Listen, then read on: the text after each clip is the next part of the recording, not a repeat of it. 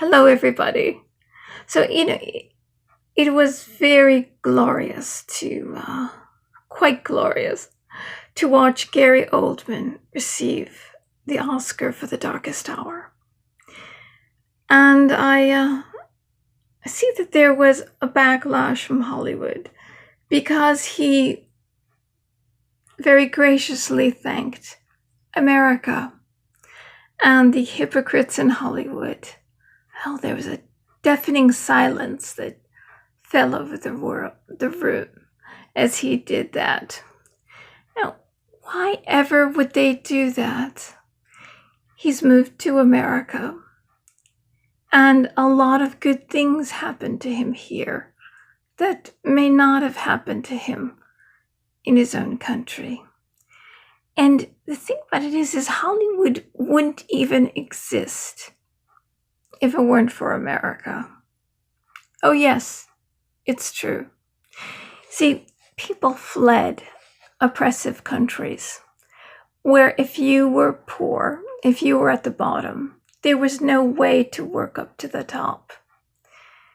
And doors of creativity were closed to you. I mean, if you came from a monarchy and you were very creative, well, maybe you would be sewing and designing gowns for the royal family, or doing paintings for churches or the royal family. Dictators, communism, really wasn't any beauty at all. So if you were creative in a communist country, tough luck. Because everyone in a communist country, you're nothing but a cell inside of an organism, a cell inside the state. And the state comes first. So there's no way to work up to the top in a communist country, to express your creativity. And the people who began Hollywood, they were Jewish. And they fled countries that oppressed them because they were Jewish. And when they came to this country, as the immigrants that came through Ellis Island did, there was no welfare.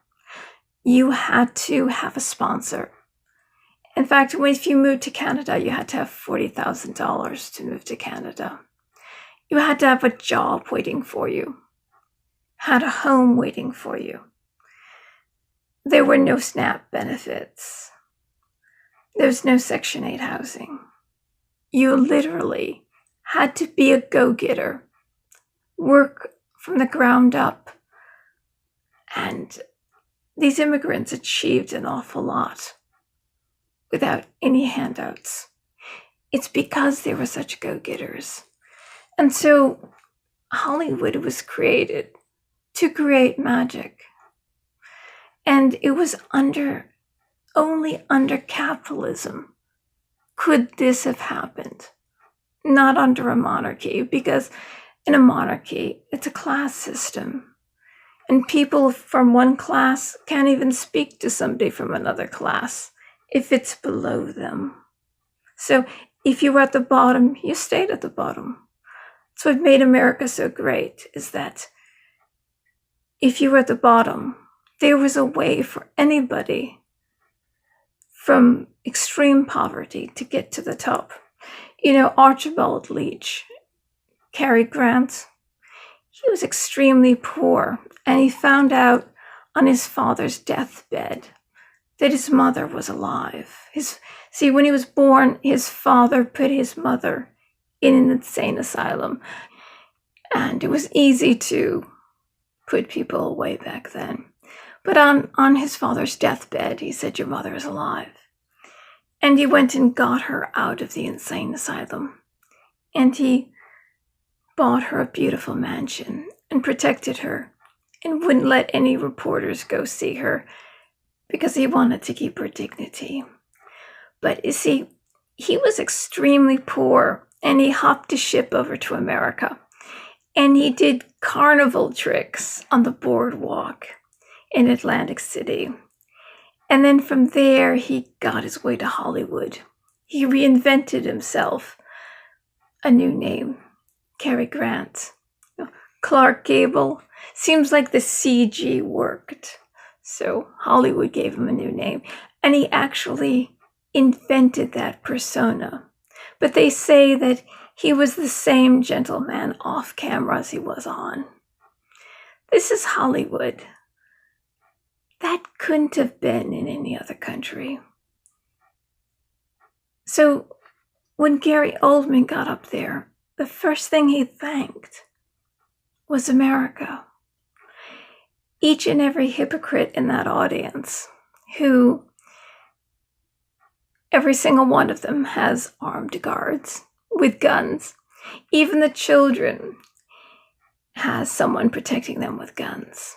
And all our politicians and all our government agencies,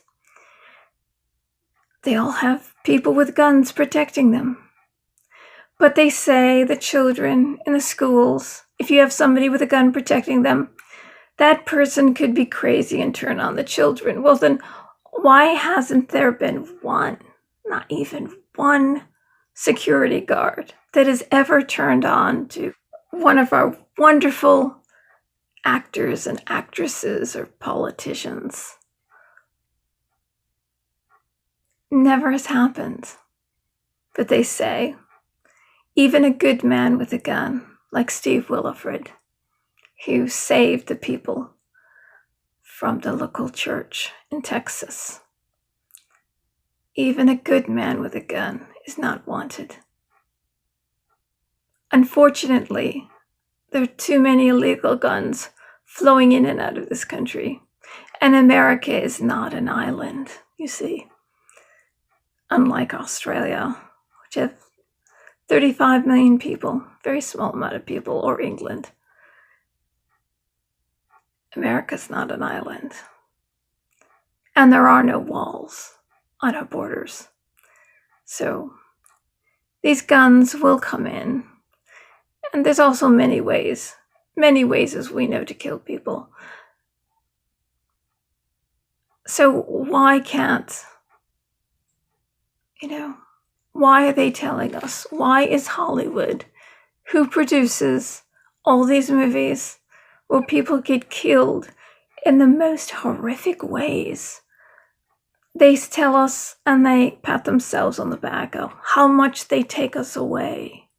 Yet they show us so much violence, so much bloodshed, so much gore and sex, depravity.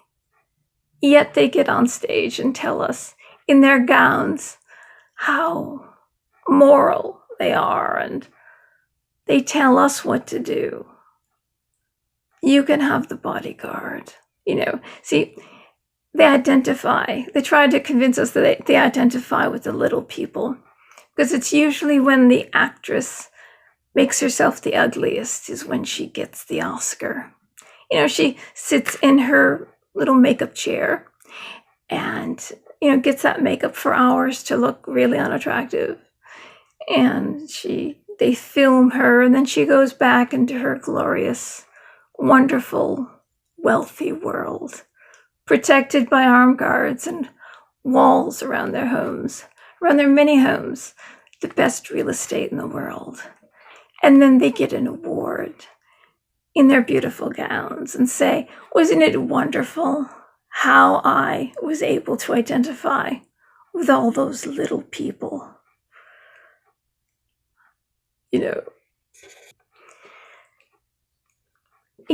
It does all this political statements, all these political statements go back to someone, except he did it right, because he didn't even show up. I consider him the greatest actor that's ever lived. I really do. Well, I love many actors, I shouldn't say that, but amongst them, I think he's the greatest. He sent his lady friend, her name was Sachin Littlefeather, and she said that Marlon apologizes for not being able to be here tonight and refuses this Oscar because of the way that Hollywood has portrayed the Native Americans. He didn't show up. He didn't show up on the red carpet looking all glamorous, going up to the podium, getting his award, and then saying some nonsense about how horrible, He knew they were a bunch of hypocrites. They were Hollywood. They were Hollywood. They were hollow in Hollywood. So he didn't show up at all. And he made a grand statement. But no, they get dressed all glamorous. And they get up there and they boo or they yell and they tell us what we should think and believe. And then we find out that they're all depraved. They're all into drugs and their sex parties. And there's the casting couch, which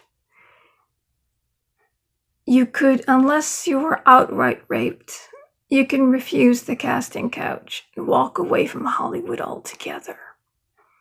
But no, most of them just went ahead with the casting couch because fame and fortune and glamour and getting up there and telling people what to do, how they should live,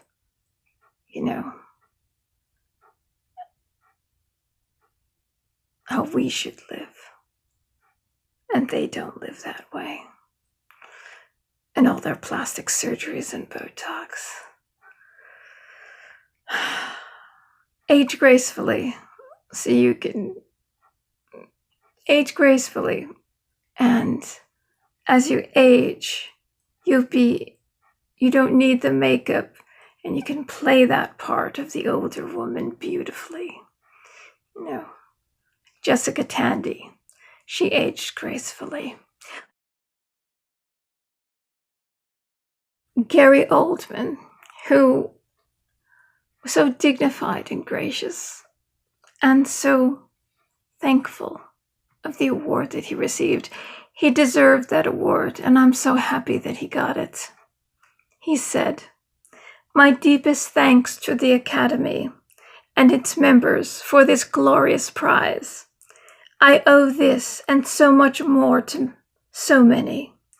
I've lived in America for the longest time, and I'm deeply grateful to her for the loves and the friendships I've made and the many wonderful gifts it has given me, my home, my livelihood, my family, and now this Oscar."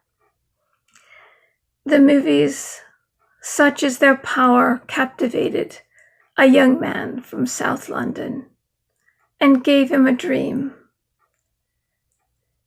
Then he added a list of co-workers and producers that he wanted to thank, which elicited applause at one point.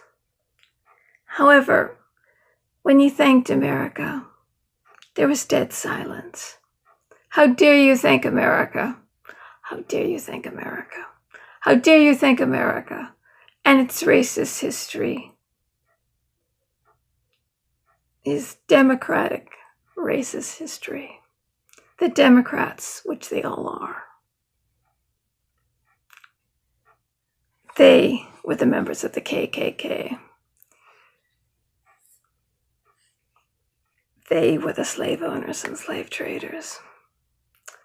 Oldman concluded, bunch of hypocrites. "I would just like to salute Sir Winston Churchill, who has been marvelous company on what can be described as an incredible journey, and my wife, Giselle." There's a ballet called Giselle. I went to see it in Oakland. That's before everything kind of started to go downhill out there. Beautiful Art Deco theater.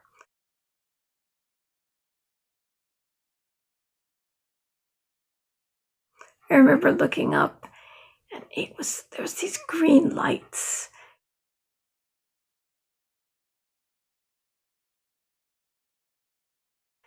It's all green, and the structure was, I can't describe it in the Oakland Theater. It was just amazing. You have to see Art Deco and how interesting that era was. For traveling that road with me and being at my side, I would like to thank my mother, who is older than Oscar. She is 99 years young next birthday, and she's watching the ceremony from the comfort of her sofa. I say to my mother, thank you for your love and support. Put the kettle on. I'm bringing Oscar home. So, sadly, The Darkest Hour did not win. A marvelous movie. The movie that did win was The Shape of Water. And I was thinking to myself that, maybe it sounds so poetic. Maybe it has something to do with, we're 99% water. Most of us is water. And maybe it has to do with humanity and how the shape of water can appear. We, in our shape, we can appear beautiful and we can appear ugly. Water itself, which we are, can create war and it can create peace. And there's so many different shades to that, so many things in that title that it could have been. Except I read up on what the movie's about, and I saw a little clip. Apparently there's a mute woman that falls in love with this fish man in a tank. And he kind of looks like the creature from the Black Lagoon. And it kind of reminds me when Fred Flintstone changed places. Cary Grant appeared on the Flintstones. And he was the creature from the Black Lagoon. And Fred Flintstone, when the creature started to walk into the tar pit, that's when Fred Flintstone had to change places with Gary Granite and walk into the tar pits. So he kind of looked like that, or he looked like something like out of a Star Trek movie. And I guess she was mute, so I suppose mute people find it hard to find love. So the only love they can find is with a very unattractive fish man in a tank. So it was kind of like a combination of The Heart is a Lonely Hunter with Alan Arkin, just about mute people, which was actually a very moving, very well-acted movie. And the Swamp Thing, came from the tar pits. And Splash. It's like... So, I don't know, maybe it deserved that Oscar. I'm not sure. Or it was politics. Maybe I'll see it one day. But, the last movie I saw was the Spider-Man remake this past summer. And it wasn't by choice. It was just because I just don't have an opportunity to go to the movies anymore. But anyway,